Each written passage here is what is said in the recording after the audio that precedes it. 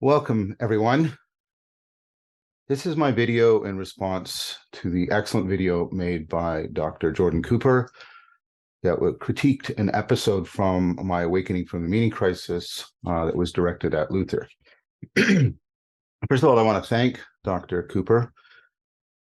His critique was respectful.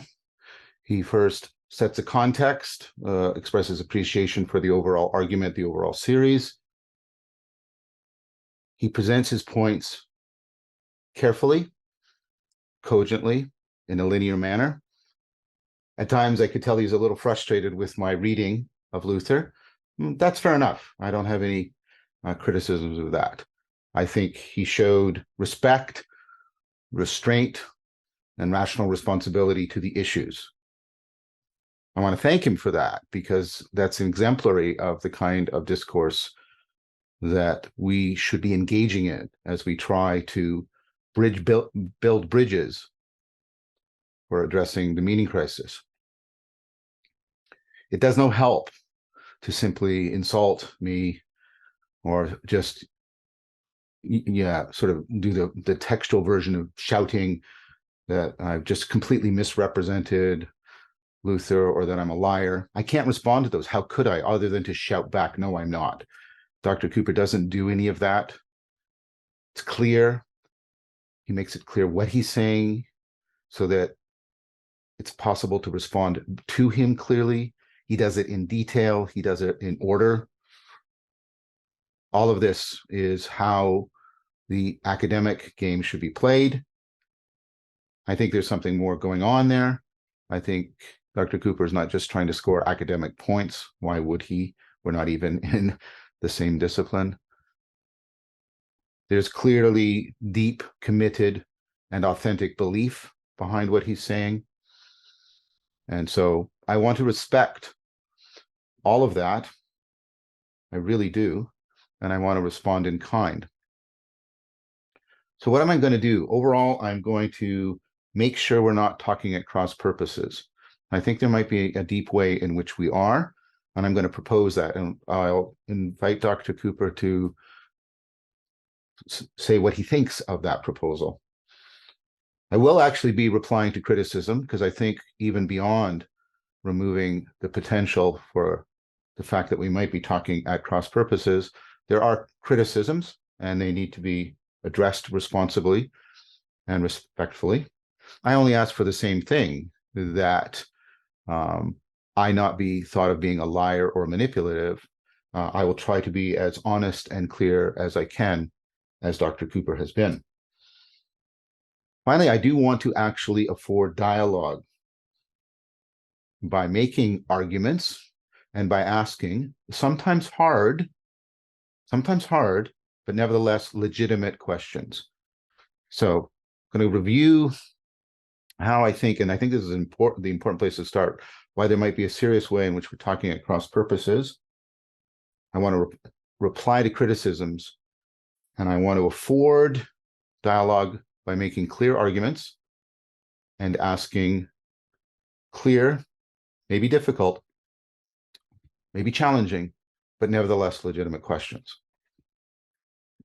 Okay, how do we remove the chance we might be talking at cross purposes? I want to get clear about the kind of argument I was making. It is a historical argument I was making. I was making a derivation argument. In a derivation argument, you derive the implication from claims made by people. Propositions are claims, so I'll also say derivations from propositions.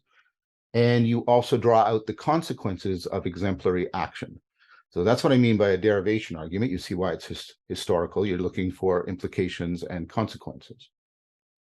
The point of a derivation argument, or at least one important thing a derivation argument can do, is showing that a way of thinking, what I often in my series call a grammar, a way of thinking can be deeply influential, even if many of its explicit claims or propositions are rejected. These kind of arguments are extant even within the Christian community online. So Tom Holland has a very famous version of this argument going. And it's been further developed by Paul van der Klee, and Holland goes on beyond his book Dominion to develop it in some recent videos. And it's the argument that basically secularism and atheism are derivations of Christianity. Paul van der Klee goes at one point goes so far as saying these people are sitting on a branch that they are cutting off beneath them. A very strong claim. There's a similar claim made by Pajot that science is nested in Christianity. He has a video to that effect out there. He and he independently have made arguments how wokeism is derivative from Christianity. You have in philosophy Heidegger's critique of Nietzsche that he was merely inverting Lutheran Christianity rather than escaping from its grammar. This notion of a derivation critique I actually get from Nietzsche. Heidegger also famously makes the critique that Plato is the originator of nihilism because of an important turn in metaphysics that he attributes to Plato. Okay. Notice in my own series, I pointed out Descartes was trying to alleviate the anxiety of the scientific revolution, and yet his arguments have had the implied disastrous dualisms that as a consequence have resulted in a rise in skepticism, etc. These are all legitimate forms of argument. Now notice here that derivation arguments are different in an important way from certain ways we think about how we analyze something. What do you mean by that, John? What I mean by that, well, what's coming to mind is Hegel's very famous quote, "The owl of Minerva only takes flight at dusk." And what did Hegel mean by that? Hegel meant that very often it's only a long time after something, when we have a lot of its implications and consequences unfolding, that we can truly understand its historical significance. That means that often people at the time or near in time to the historically important event don't really grasp its significance properly. This is certainly the case for the early Cartesians. They may be textually interpreting Descartes correctly, but that doesn't mean they are seeing the consequences. They were seeing some of them. They had an inkling that the mind-body problem was going to be a very significant problem, and they were trying to wrestle with it, but they didn't see how this was going to unfold completely. Similarly, the case for Hegel. Hegel's sort of totalizing system, and this is many people make this accusation of Hegel, seems like a reasonable precursor to totalitarian ideologies, certainly to Marx, plausibly to the right Hegelians, the authority of state and the fascists, etc. And that, of course, has world-shaking significance that ends up on the Battle of Kursk in 1943. Like, is Hegel foreseeing or intending the Battle of Kursk or that ideological warfare that drenched the 20th century in blood? I don't think so. But are there elements within his thinking that plausibly implied this and therefore are important contributors to its emergence? Most people would say yes. Notice something here. There are certainly theological differences between atheists and Christians. Surely that's a non-controversial thing to say, right? Or between religion and science. Most atheists would vehemently claim that they are not Christians. Most scientists would say Christianity is irrelevant to them. And theologically, they'd probably be correct. Does that undermine Tom Holland's argument? Does that undermine Pajot's argument? No, because I think Pajot and Holland are making derivation arguments, not theological arguments. In fact, this is sort of I've seen this criticism creeping up around Holland, that he's making a historical claim and ultimately not a theological claim. And it's not clear if he's simply equating them or that there's a relationship between them that he hasn't fully explicated. That's fair enough. But that doesn't mean that his argument is negated or that it shows the historical importance of Christianity to our normative framework, or for science, that the historical importance for Christianity to our epistemic framework. And these are important arguments to be made because they afford the possibility of common ground and discussion across the divides between the atheists and the theists, between the scientists and people who are religious adherents. And so these arguments are important. They're legitimate and they're important. Now, theologically, you can restrict your interpretation of Luther to how it was taken up by Lutherans and give priority to Lutherans who are in temporal, close in time, proximity to Luther.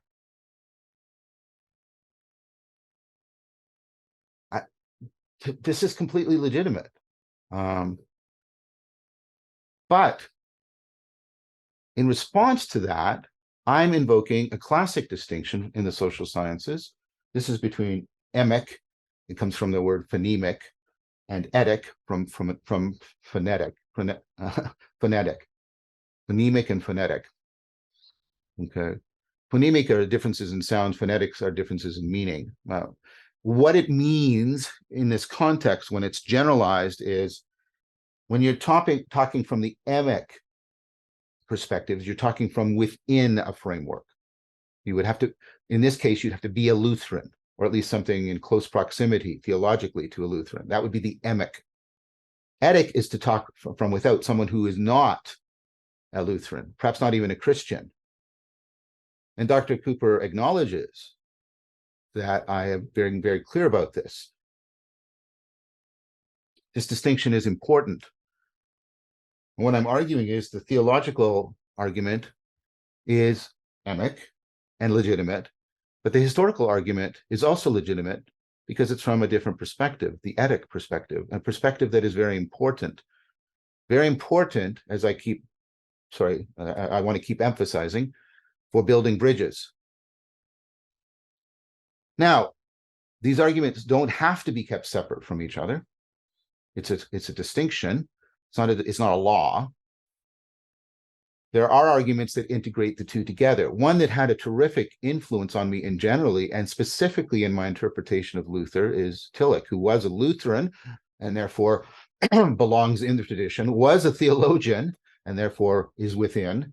But nevertheless, he derived what he thought were the rational consequences of Luther's position on faith, for example, and on sin. Faith was turned into something like existential acceptance. Sin was turned into something like the meaning crisis, suffering that. And then Tillich did that because he was trying to reread Luther in a way that would make him relevant, because this was part of Tillich's theology, that if a thinker wasn't relevant to the questions human beings were most authentically posing, then that thinker becomes irrelevant, even theologically. Now, people can disagree with Luther about that theological point. I'm just trying to make a case for that it is possible to integrate the two together. So what Luther did was he derived consequences and implications for Luther in order to bridge to the meaning crisis, in order to afford both a negative critique and a positive proposal about Luther. And as I said, this has had quite a bit of influence on me. So Dr. Cooper could very well be right that I misrepresent Luther theologically. During my life, when I was in a period of trying to return to Christianity, largely because of the influence of Tillich, by the way, I joined a Lutheran church, first a very conservative one, and then I moved to a more liberal one because I was wrestling. I got very involved. I was on the inside. So I'm not claiming to be a Lutheran theologian. That's ridiculous. But I am saying that I have a little bit of the Emic. I have a little bit of from the inside and how things were being explained to me at that time. Now, again, that doesn't mean that those people explaining Luther to me were right about Luther or theologically correct. I'm not claiming that. And so I'm not denying that I might be speaking out of ignorance, but I was speaking honestly of experience I had and the influence of a particular Lutheran theologian, namely Tillich. I'm saying this because people kept asking, where's John coming from on this? But to return to my point, Luther could very well be right that I misrepresent Luther. Sorry, Dr. Cooper. Luther would be very right too, but Dr. Cooper could be very well right that I misrepresent Luther theologically. And I'm also not saying, by invoking this distinction, I'm not implying that theological arguments are irrelevant to addressing the meaning crisis. I'm not saying that either. I take Tillich's theological argument, probably because it is integrated with the derivation argument, as being an important response to the meaning crisis. And I devoted time to Tillich and called him one of the prophets in the biblical sense of the meaning crisis in my series. All that being said, it's possible that there are legitimate implications and consequences of Luther that were not taken up by Lutherans, but were taken up by non-Lutherans. It is surely frequently the case that people are in error, deep, unrecognized error, about what they are implying by what they're saying and the consequences of what they're doing.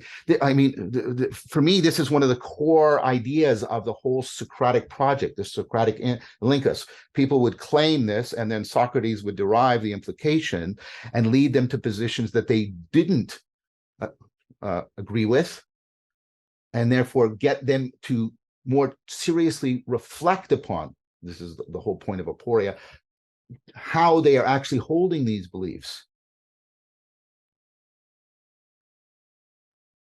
So I take it that that Socratic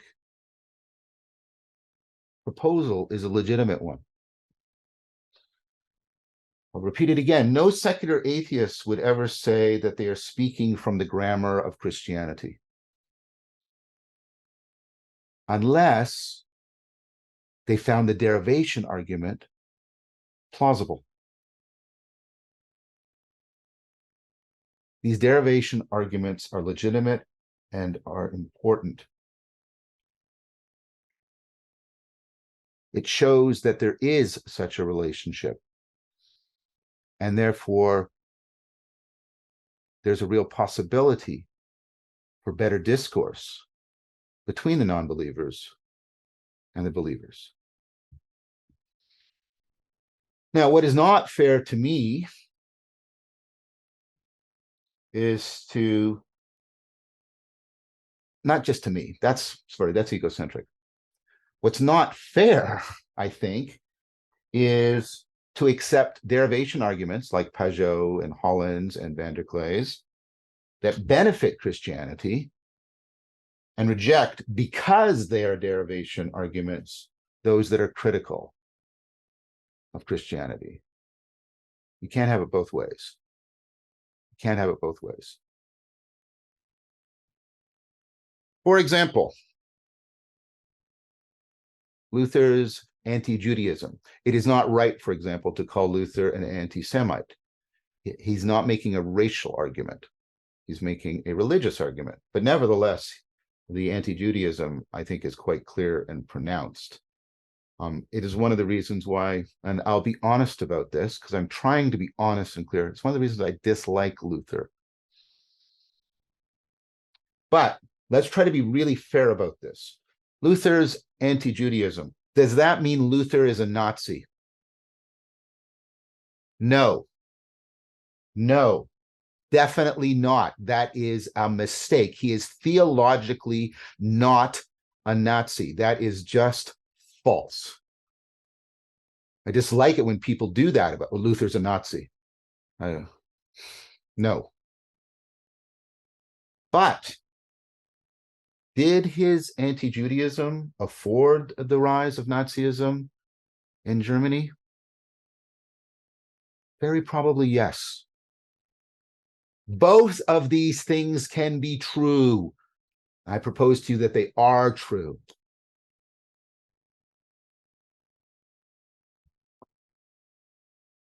My mistake in my video, and to be fair to me, I was doing this implicitly and I didn't explicate this. So that's first of all a mistake. And there's been 3 years since then, and I've been able to get clearer about what I was doing, but nevertheless, it's a mistake. More importantly, I did not place enough weight on the positive derivation arguments. I mentioned them, that Luther leads to the rise of democracy, the separation of church and state, that he importantly affords the scientific revolution, which I think is a good thing, even though it has really negative consequences. Were any of these things part of Luther's theology? No.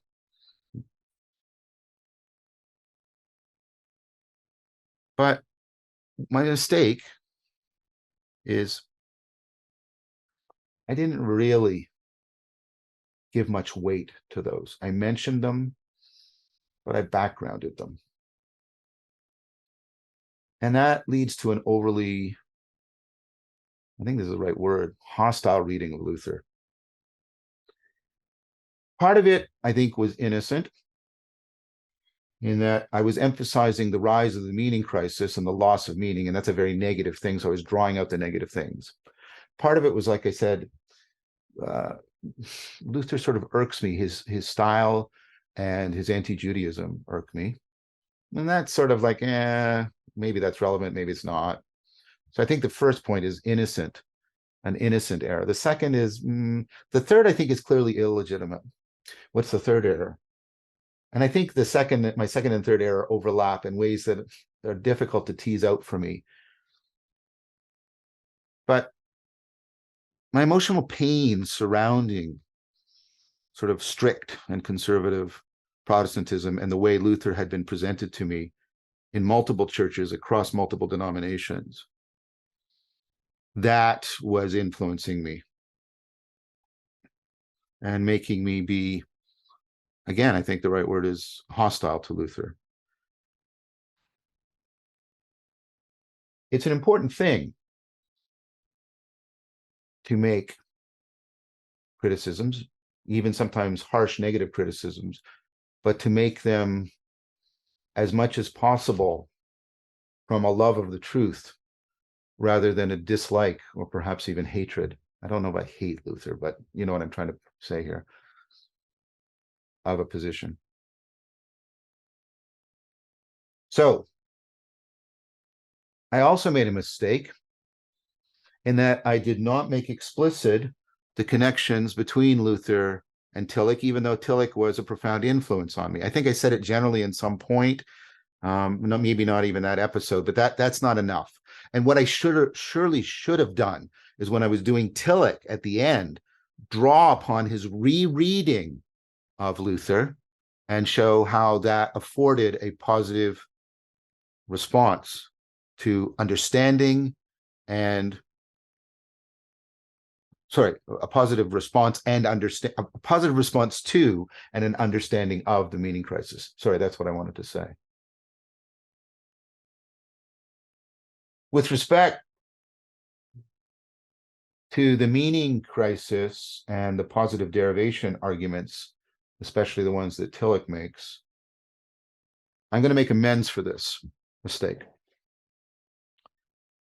There's a book form of Awakening from the Meaning Crisis coming out. We're doing a lot right now It's definitely coming out next year. And what I'll do is I will be putting more discussion of the positive derivations of from Luther, and also drawing more upon explicitly explicating and explaining, making use of the Luther-Tillich connection in the response to the meaning crisis. So that is my attempt to try and make amends for the mistakes I had made in that episode.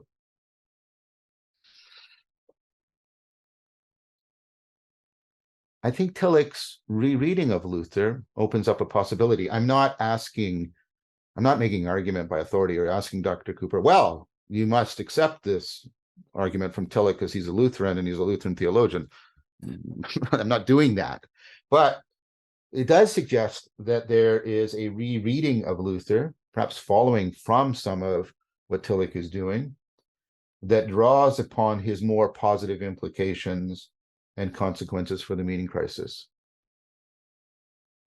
I would ask Dr. Cooper if this is the case. There's a sense in which responding to me and just sort of saying I've misrepresented Luther is insufficient. Now, that insufficiency is probably just because of time. Dr. Cooper didn't have enough time to develop more points. But what I would need to see with respect to my project and in dialogue with my reading of Tillich and my reading of Tillich's reading of Luther is a rereading of Luther that is a positive response to the meaning crisis that is not merely a repetition of standard Lutheran doctrine. I'm not saying it has to be de novo. I wouldn't be arguing that at all. It would have to be a proper derivation argument of some important kind. Now, I do not think it is fair to me. In this instance, it's about fairness to me, not just fairness in general. I do not think it is fair to me to say that Luther is repeating theological themes in Augustine, St. Augustine, or Augustine, and St. Paul, and as if I didn't notice that or wasn't aware that this was sort of standard Pauline or Augustinian doctrine. I was explicitly arguing for a continuity of a theme from St. Paul and St. Augustine into Luther. Dr. Cooper may not agree with that theme, but nevertheless, that I was drawing a continuity. This is the theme of self-loathing. I see, and I argue for, there's a kind of self-loathing in St. Paul, St. Augustine, etc. I pinned, but it was not a sole example. One of the comments from the Luther episode of a person that had been profoundly affected by this. They had, independently from me or anything else, also had this experience of this element of self-loathing. I certainly saw it a lot, and I found it in therapy within me. Now, notice that's not a theological argument I'm making, it's a psychological argument. But the psychological argument is not irrelevant. Could self-loathing distort a more explicit position? I think this is clearly the case in St. Augustine. Let me try and explain it. Luther is an Augustinian monk. He's deeply living this kind of life in some ways. Augustine is a template. He rejects it to some degree, but to say that Augustine had a deep influence, and much of it probably implicit, not explicit, on Luther, I think is a safe thing to say. So here's what I want to say. What is the point of the confessions? If not to show, there's a narrative, and all the discussion about narrative here and its importance. There's a narrative that shows that a lot of Neoplatonic philosophy helped Augustine. In particular, for example, it helped Augustine to realize that God was not a corporeal thing. And Augustine makes it clear that that was necessary for him to be able to come to Christianity. Notice the language that I'm using. It was a Neoplatonic experience that prepared and afforded him for conversion.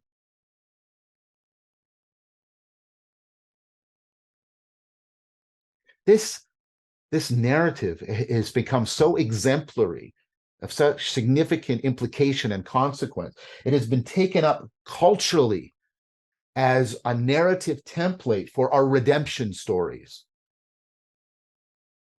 It's provided a grammar to the culture that would not consider itself explicitly Augustinian. Nevertheless, this is an important thing that happened. And Augustine's the source of that. Notice that this narrative allows Augustine to do something. It allows him to argue that Christianity is the completion and the fulfillment of the Platonic tradition, that in Christianity, Christ is the logos that Platonism was seeking. I think this is this is a very good explication of the narrative of the Confessions, Augustine's Confessions. But he seems to come to a conclusion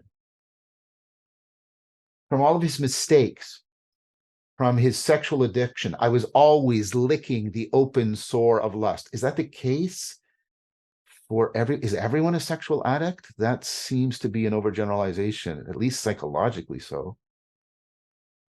He concludes from his mistakes, his compulsion to sin, and his inability to sustain the mystical vision. He doesn't say the mystical vision is false, as far as I can tell. He says, I can't sustain it. There's some gravitas, there's some gravity that pulls me down, always, inevitably, which is what he concludes, by the way, in the original sin. But he absolutizes this gravitas, this pulling downward. And I propose to you that one of the reasons why he absolutizes it is because of the supersalience it was given to him by his self-loathing, by that kind of wanting but not liking that is at the heart of profound addiction. He confuses sufficiency and necessity. I would argue all the transformations in the narrative are necessary, but not sufficient for him coming to Christianity. Now, this gets us into the important issue that, and this was a mistake on my part, it was deeply in my mind, I can say that honestly, but I did not draw it out explicitly. I guess I decided at the time that it would be too sort of doctrinally specific, and I was trying to make a more general point. Perhaps that's a mistake on my part. I think I should have talked about it more explicitly. This gets us into the important idea of synergism. Synergism means working together. It means that two things are, in some sense, causally interpenetrating, causally affecting, also constraining and affording each other. It's a very important idea. Now, why am I bringing this out? Because synergism is the position that human beings do things that are necessary, that participate in their salvation, but are not sufficient. Now, this is not, by the way, some strange and bizarre reading. This is an idea that came to explicit formation in the Roman Catholic thinker Erasmus. And of course, there's the famous debate between Erasmus and Luther, and this is one of the things they were debating about. I've been in continual discussion with Bishop Maximus of Patagonia. Amazing. I'm going to release some of the videos of those discussions about Eastern Orthodoxy. And he told me explicitly that the patristic fathers use the word synergy. They use three terms as deeply interconnected. And this is the point I'm trying to get to: synergy, interpenetration, and participation. This is the notion of participation, the Platonic notion. And I want to read you a passage from Plotinus, who I think is one of the great explicators of what participation means in the Platonic and Neoplatonic tradition. And participation is properly a Platonic idea. It originates in Plato. So I'm reading from Plotinus's Aeneid, his essay, basically, his treatise, basically, on beauty. I want you to remember beauty because I'm going to talk about the three transcendentals, the true, the good, and the beautiful. These are the things that are regarded as the most universal and important signs pointing towards God's nature, or the nature of ultimate reality, if I was to speak more neutrally. So he's talking about beauty. For the eye must be adapted to what is to be seen. The eye must be adapted to what is to be seen. So the eye has to shape itself in order to see what is need to be seen. Now, adaptation is a synergistic relation. So think about it classically in Darwin. Adaptation is both the environment and the biology of the organism mutually, causally interacting and affording each other so that they fit together. Adaptivity is a properly synergistic relation. No eye that has not become like unto the sun will ever look upon the sun. So notice what participation is. It's this adaptivity, and we know something by being it. That's what participation is. It's sharing being with something. Now, you don't fully share being because that would be identity, but you share being in more than just a symbolic or linguistic sense. There is an actual ontological sharing of being. This is why what I sometimes say participatory knowing is knowing by being. Nor will anyone that is not beautiful look upon the beautiful. Okay. What is John doing? What is he going on about this for? I'm showing you three different traditions: Roman Catholic, Eastern Orthodox, both considered Christian, and a non-Christian, but one that is in the historical tradition coming from the originator of participation, Plato, Plotinus, one of his greatest interpreters, that participation implies synergism. The Neoplatonists were very, very clear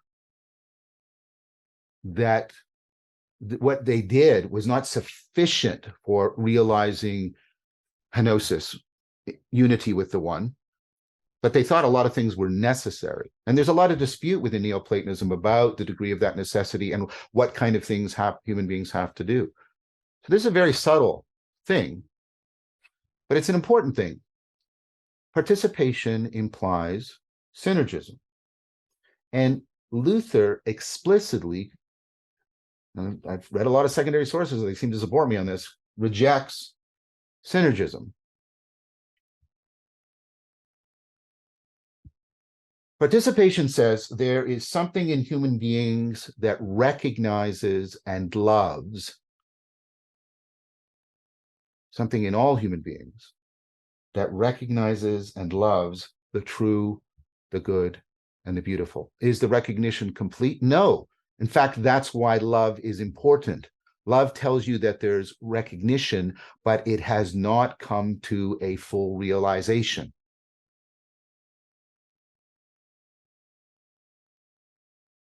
Presumably, that within us which can recognize and love, naturally recognize and love that which is true and good and beautiful, is what gives us our dignity, and also explains how we are seeking, remember the confessions, for God. If you don't have something like this, and this is properly part of the Platonic tradition, because I'm going to invoke Plato here. If you don't have something like participation, you face Meno's paradox. Meno was a dialogue written by Plato. What's Meno's paradox? I don't have some knowledge. Now, if I completely lack any knowledge of what I'm seeking for, the knowledge I'm seeking, if I have no capacity to, at least in an important fashion, partially recognize it and love it, that will guide me, then I face Meno's paradox. If I'm a blank slate, for example, like Locke said, John Locke, then I won't recognize it when I see it, if I completely don't have it. Well, in order to recognize and see it, maybe I have to fully know it. Well, that would mean that I would never learn anything. I'd never seek it. See, those two alternatives point us inevitably towards something like synergism to overcome Meno's paradox. If I have nothing in me that can recognize and love it, I can't possibly find it or recognize it if I, perchance, if it randomly comes upon me. Why would I? How could I?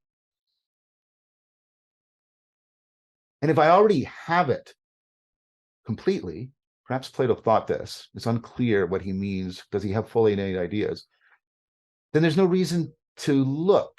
There's no reason to explore. There's no explanation for why Augustine is doing his torturous journey of seeking in the Confessions.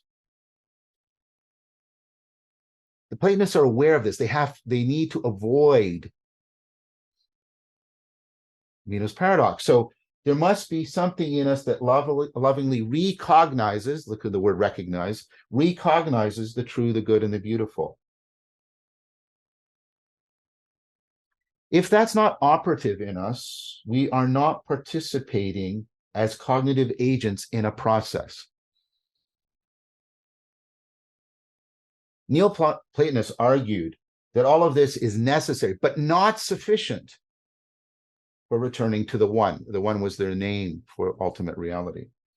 The advent of the one is not forced by us, nor is it forced upon us. It is not forced by us, nor is it forced upon us. We cultivate. Notice that word. Like when you're cultivation is a synergistic term. I do things, but that are necessary, but not sufficient for making the plant. The plant has to take on a life of its own.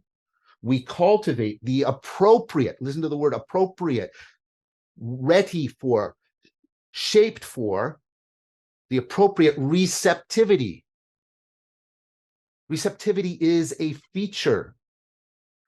It was a feature emphasized by the Neoplatonists. Things have to have the appropriate receptivity, or it makes no sense of explaining how they overcome Meno's paradox. People talk about this, and they sort of and they talk about this as a way of talking about Augustine. They say, that we have a God-shaped hole in our heart, and we're restless until God fills that hole. What I'm saying is the shape of the hole matters. If the shape of the hole was indeterminate, then anything could potentially fill the hole. But the shape of the hole constrains what can possibly fill it. That is an important thing. And if we come to realize, as I argued through all of the meaning crisis, that we should equally be talking about constraints as well as causes, then this matters. This is important. The shape of the God-shaped hole is important. It's consequential. It guides us, I would argue. Participation implies synergism. Therefore, by modus tollens, a basic rule of logic, if P then Q, not Q, therefore not P, by modus tollens, if you reject synergism, as Luther did, you must reject participation. Now, does Luther say this? Does he say things the opposite to this? I don't doubt that. That's not what I'm doing. I'm drawing out the implication of a core thing that he claimed, a thing that was radical, that set him apart from Roman Catholicism, that set him apart from Eastern Orthodoxy, that set him apart from the Neoplatonic tradition. Now, I took it, and I still take it as an entailment, a strong implication, a necessary implication, that if participation is impossible, not present, not possibly present, then participatory knowing is not possible. That's my argument.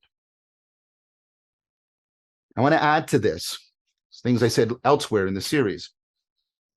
Belief is not an action or an event.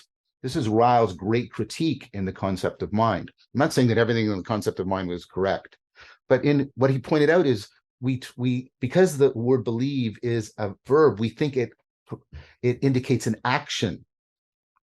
And so believe this. But belief isn't an action. Pick a belief you'd like to have that you don't have right now. I would like to truly believe that everyone loves me. I'm doing something here a little sneaky. I'm sort of sneaking in narcissism as an idea. And I'll come back to that. I'm trying to be a little bit playful here. Sometimes I'm getting a little bit earnest, so I try to throw a little bit of playfulness in, and I'm making myself the narcissist. But I want to believe that everybody loves me. I can imagine that. I can wish it. I can desire it, but I can't just believe it. Like what would I do? What am I doing? The belief isn't an act. And if you take the formation of belief out of its participatory context, all that's left to you is propositional assertion. I believe that. I'll say it. I'll say it again. I'll keep saying it. I believe that. I believe that. I believe that. That's all that's left to you. That's all that's left. Now, did Luther understand it that way? No. But that's not the point I'm making.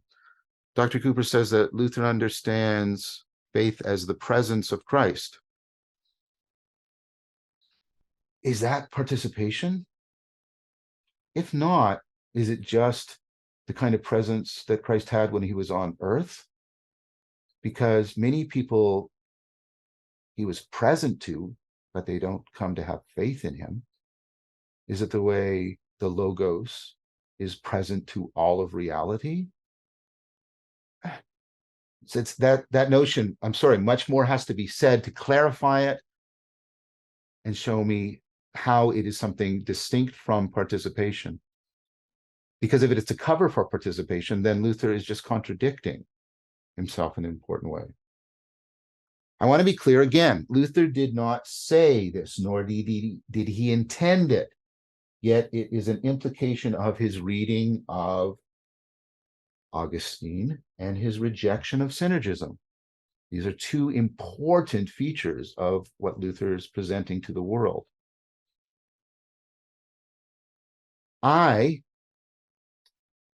Putting my neck on the line, I do not see an explanation of participation that does not entail synergism.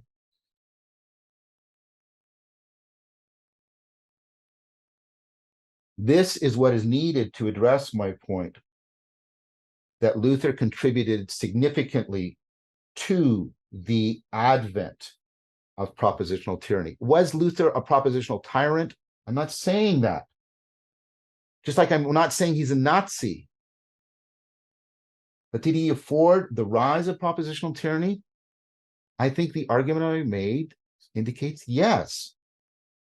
Notice this holds whether or not he was a nominalist or merely influenced by nominalism.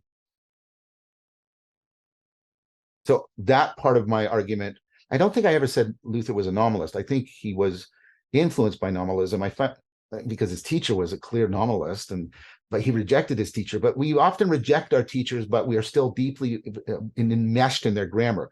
Again, Nietzsche's father is a pastor. He explicitly rejects Lutheran Christianity, but he's bound in the grammar because all he does is invert it.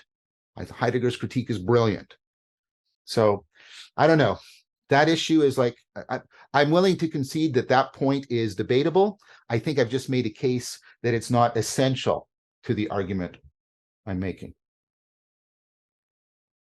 What I invite, and this is one of these hard questions or requests, I guess, from Dr. Cooper, is an explanation of participation that addresses Meno's paradox, and does not entail synergism.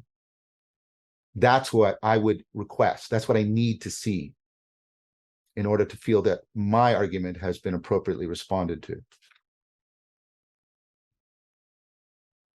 This brings me to a related point, Luther's doctrine of what has been called total depravity. Luther doesn't say this. I admit that. Okay. Dr. Cooper says that it is unfair to attribute this to Luther because he makes an important distinction between our relation to God, a supernatural relation, and our relation to the world, a natural relation. In fact, I think at one point he says something along the lines, Luther is a massive contradictions unless you make this distinction. So this is a central distinction. A lot of Dr. Cooper's critique in response to me is pivoting on this point. So what am I understanding him as saying? Supernaturally, we are worthless, but naturally we have worth and dignity. I hope that's a fair reading. And this, of course, is very relevant to Luther's take on reason, because that's the area that I was concentrating on, and Luther calling reason a whore. The idea is something like supernaturally reason is a whore, but naturally it has dignity and worth. Okay. Now, I am aware of this distinction, and Dr. Cooper notes that I seem to be aware of it, but I don't give it the emphasis he does. So I have a question here. Does our natural capacity for lovingly, but not sufficiently, and that's what love actually entails, recognizing the true, the good, and the beautiful, play a role in our coming to God? Does our natural reason's capacity for a loving, and in the Platonic system, love and reason are bound together, so I'm not doing something unfair here. Reason's capacity for lovingly but insufficiently recognizing the true, the good, and the beautiful play a role in our coming to God. Is not reason the loving recognition of the true, the good, and the beautiful, is what I'm saying. And does that play a role in our coming to God? If yes, then I think you are committed to participatory knowing, you're committed to synergism. If no, this is what I will argue. Then it has no real dignity, since it does not move us in the direction of that which is truly, most really, the true, the good, and the beautiful. In fact, reason would be distorting and taking us away from the what is the source, the ground, the reality of the true, the good, and the beautiful.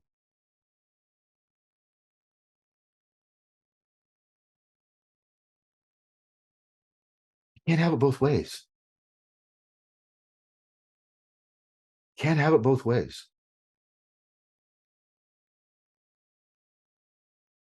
Reason's dignity is a sham dignity in the natural world, because it's ultimately illusory in the really important sense that it is distorting us and not in any way taking us towards the true, the good, and the beautiful. The source, if it's not taking us towards the ground in the direction of the source, the origin of the true, the good, and the beautiful, it's not properly taking us into or towards the true, the good, and the beautiful. So it's a sham. It is self-deceptive. How could it possibly be the source of dignity unless it is actually truly orienting us, not sufficiently, but necessarily towards the true, the good, and the beautiful? That dignity that Luther says reason has in the natural world, is it that important? It certainly does not save us from everlasting torture. Everlasting. Think of the proportionality here. Oh, it has dignity, but not enough to, give us give God any reason for not condemning us to everlasting torture. Okay.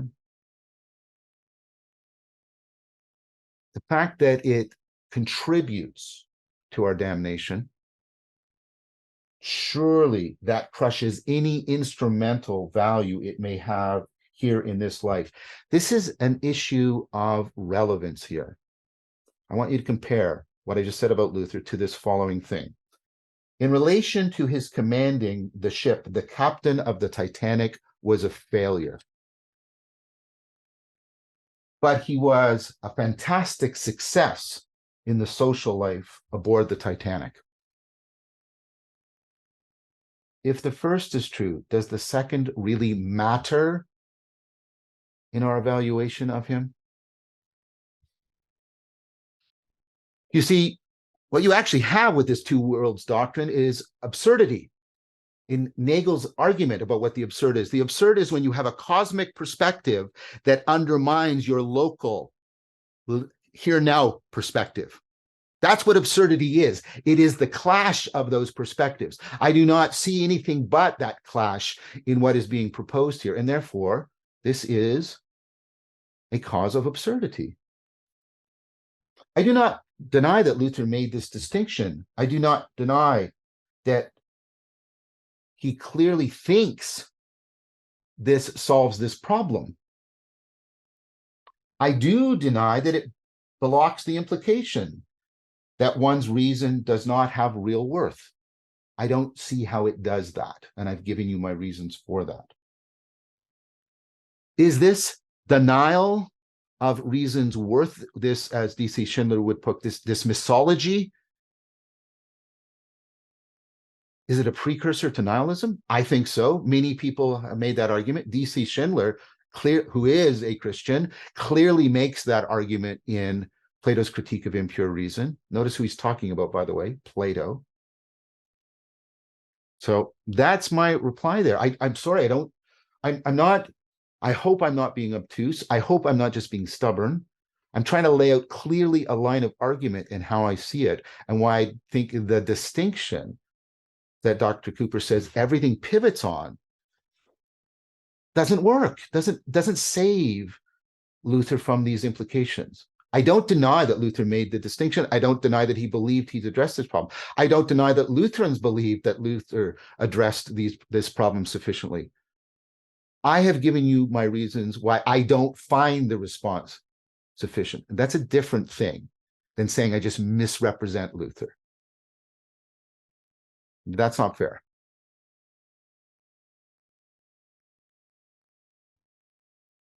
Now, this brings us to the related point of arbitrariness. I think here Dr. Cooper may be misinterpreting me because of the way he talks. I was talking about the arbitrariness not from our perspective, but from God's perspective. And I clearly say that at one point.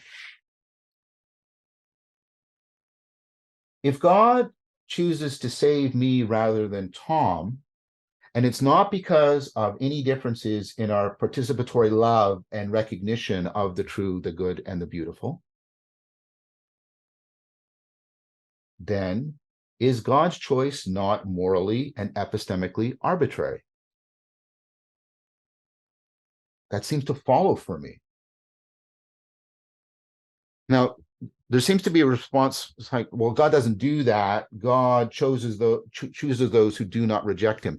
I'm worried here about an equivocation because there's two senses of not reject. There's a logical sense, which is like people in ancient Greece did not reject the gospel because they did not hear it, so they could not possibly reject it. If in order to save everybody, all that's needed is that they don't reject the gospel, then don't present the gospel. So, and that's an ad absurdum, right? I'm not saying that that's what people should think. I'm saying you can't mean not reject in a purely logical sense. That's an absurd thing, and it's ridiculous in the face of Christianity. So nobody should be making that move. That's what I'm saying, right? So there has to be something that's beyond rejection. We have to be talking here about active acceptance. Active acceptance. And then we're back to the problem, right? Do people actively accept because of any participatory synergism, or is it a complete act of grace on God's part, a gift, an undeserved gift? Perhaps what people might think is, well, maybe there's a stage in between, and there is psychologically between not accepting and rejecting, or accepting. This neutral place where I'm neither accepting nor rejecting. Yes, people can be in that state. I think that's a reasonable description of Augustine in the Confessions, by the way, but I'll put that aside. So let's say that what's meant is there's this neutral position in which they're neither rejecting nor accepting that makes you receptive to the grace. Unfortunately, that is still synergism. Unfortunately for the Lutheran position, as I'm drawing out its implications, not as what Luther stated. And if you reject that, modus tollens, then you're rejecting, right, that this makes any difference. If you reject the synergism, you reject the proposal that implies it. And then we're back to God's action being arbitrary. Why that person, not that person? And as I said, from our perspective, it's absurd because we do not in any way participate in our conversion. Is that not to say that it is forced upon us? Yes, we cannot force it, but is that not to say it is forced upon us? How is it not forced? The alternatives are things are forced upon us, beliefs are forced upon us, we are deceived into them, or we are persuaded into them. Can't be persuasion. Clearly somebody wouldn't be saying God's deceiving us into it. We're forced into it. That's absurd and arbitrary. I think Calvin saw this problem and he solved it. I don't agree with the solution because I don't agree with the premises, but I think he saw this problem and he solved it by double predestination. He drew out the implications. Now, this is putting me into water I don't want to wade in, and I'm not going to be drawn further into them. I'm stating that right now. I am not going to get drawn into interdoctrinal arguments between Christian denominations. I'm not. In that sense, my position is etic from the outside. I'm not going to go any further on this because if I do, that will start to be taken. I think what I'm saying will be taken up in that way. And in consistency with what I've been arguing, I have to be responsible for how things could be taken up. I want to move to another point, individual conscience. Dr. Cooper says that Luther claimed that he wasn't just making his interpretations on the basis of individual conscience, which is, I remind you, knowing yourself, but authorized by the church to teach. So it's not a completely subjective thing. Luther received objective, it's at least intersubjective, authorization by the church. It was not just Luther's individual conscience, his personal subjectivity. I have no doubt that Luther said this. Dr. Cooper's knowledge of Luther is clearly greater than mine. But the problem is that defense turns by implication into the odd claim that the church authorized Luther to undermine the church's authority. I doubt the church did that, and that would just be a performative contradiction. That makes no sense. Luther remains an example of individual conscience. This helps to explain, I would argue, this is a consequence, this would help to explain the continual and accelerating fragmentation of Protestantism. It fragments and continues to fragment and accelerates in its fragmentation. That's just indisputable historical fact.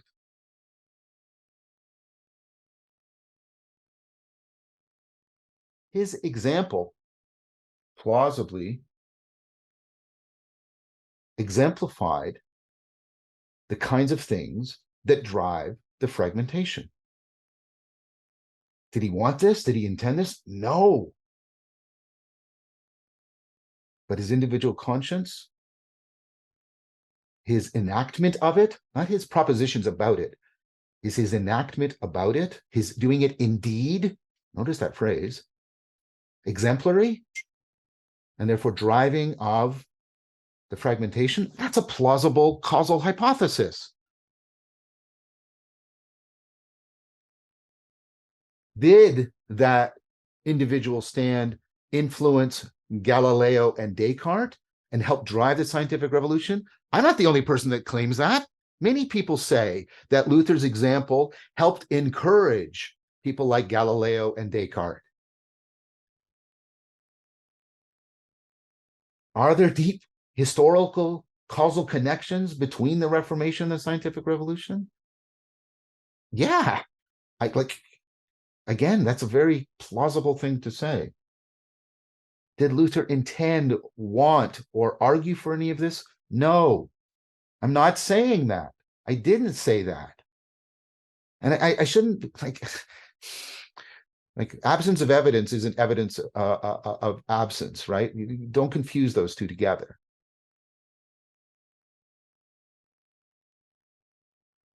But if it is the case, and if Protestantism and science are taken by two successive superpowers, Great Britain and the United States, into the world, then this has world consequences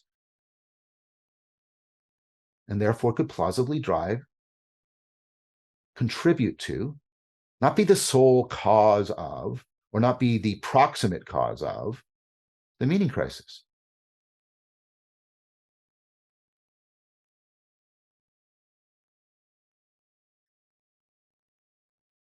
In a similar vein, I did not say that Luther was a narcissist or that he proposed narcissism.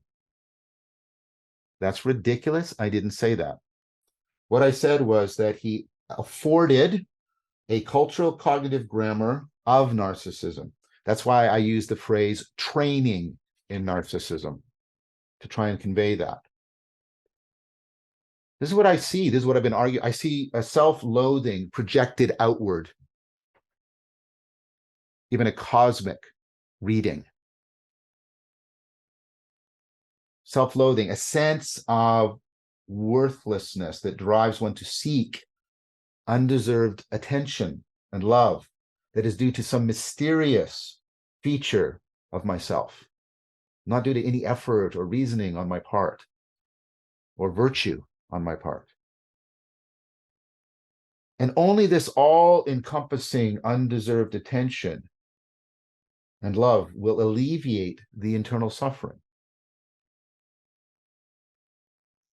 That, I'm sorry, I guess I'm being a little bold here, but that's the structure of narcissism. That's the structure of narcissism. Once God is removed from the Lutheran equation, and is it possible that the arbitrariness and the absurdity help to contribute to the removal? I pointed out that very shortly after, within a century of Luther, you have Shakespeare, one of the titanic minds of the time, and God has withdrawn to being an arbitrary, absurd, supernatural force. So if you remove God from the equation, and perhaps the implications of Luther and the Reformation help to contribute to that, then that grammar turns into narcissism. That's my point. Now, the Lutheran may say theologically, yes, but if you put God into that, then it's not narcissism.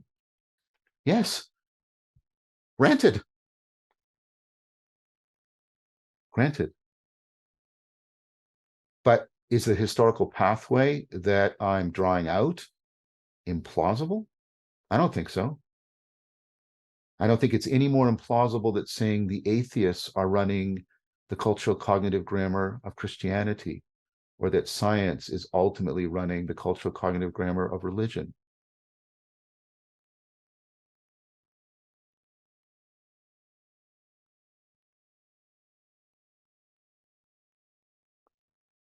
This is difficult. I've tried to be playful, self-deprecating as much as I can. And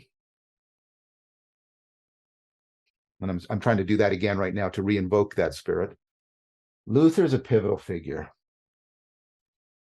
All pivotal figures are inherently liminal. That's why they're pivotal figures. They belong to the old and to the new. They're in betwixt and in between. And therefore, it's almost inevitable that our interpretation of them is ambiguous.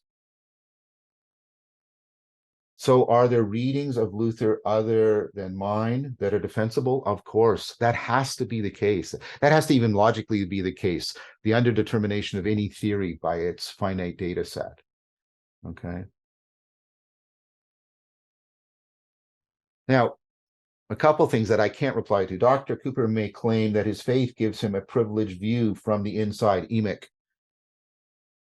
and that reading from the outside necessarily misinterpret Luther. That could be theologically correct or incorrect. I'm not in a position, I'm not a Lutheran. So I can't, there's no, there's no way I can respond.